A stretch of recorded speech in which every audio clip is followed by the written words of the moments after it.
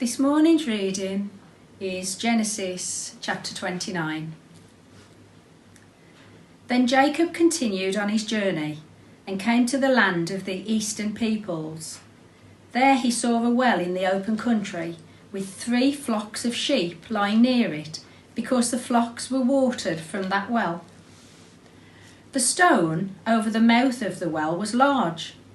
When all the flocks were gathered there, the shepherds would roll the stone away from the well's mouth and water the sheep. Then they would return the stone to its place over the mouth of the well. Jacob asked the shepherds, "My brothers, where are you from?" "We're from Haran," they replied. He said to them, "Do you know Laban, Nahor's grandson?" "Yes, we know him," they answered.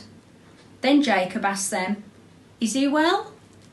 "Yes, he is," they said, "and here comes his daughter Rachel with the sheep." "Look," he said, "the sun is still high.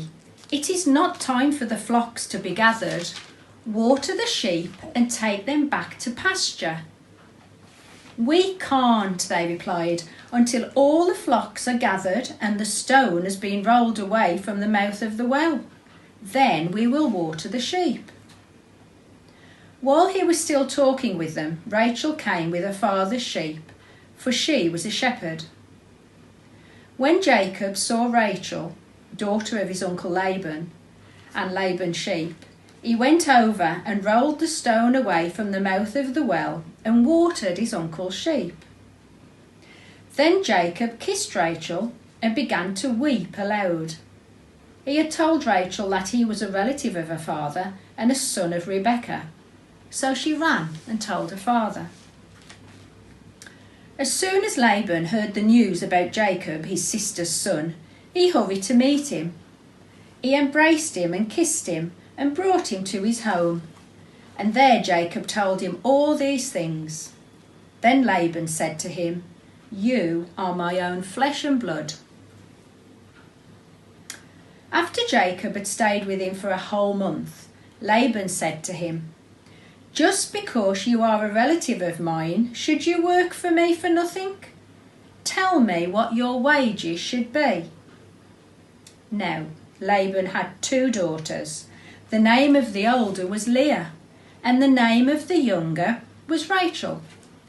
Leah had weak eyes, but Rachel had a lovely figure and was beautiful.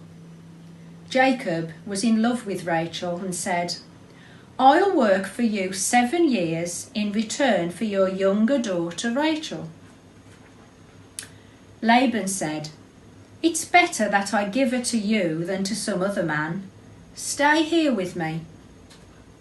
So Jacob served 7 years to get Rachel, but they seemed like only a few days to him because of his love for her.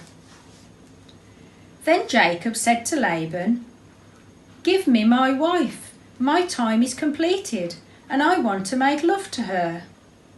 So Laban brought together all the people of the place and gave a feast. But when evening came, he took his daughter Leah and brought her to Jacob, and Jacob made love to her. And Laban gave his servant Zilpah to his daughter as her attendant. When morning came, there was Leah. So Jacob said to Laban, "What is this you have done to me? I served you for Rachel, didn't I? Why have you deceived me?" Laban replied, "It is not our custom here to give the younger daughter in marriage before the older one. Finish this daughter's bridal week, then we will give you the younger one also, in return for another 7 years of work." And Jacob did so.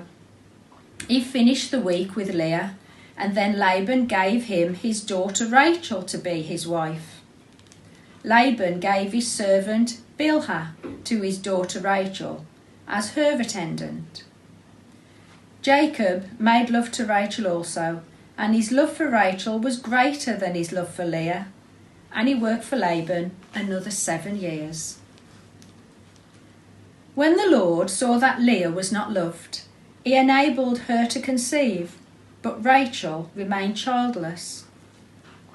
Leah became pregnant and gave birth to a son. She named him Reuben, for she said, "It is because the Lord has seen my misery. Surely my husband will love me now."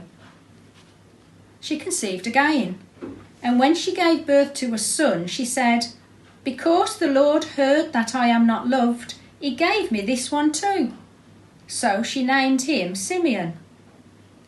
Again she conceived, and when she gave birth to a son, she said, "Now at last my husband will become attached to me, because I have borne him 3 sons." So he was named Levi. She conceived again, and when she gave birth to a son, she said, "This time I will praise the Lord." So she named him Judah. Then she stopped having children.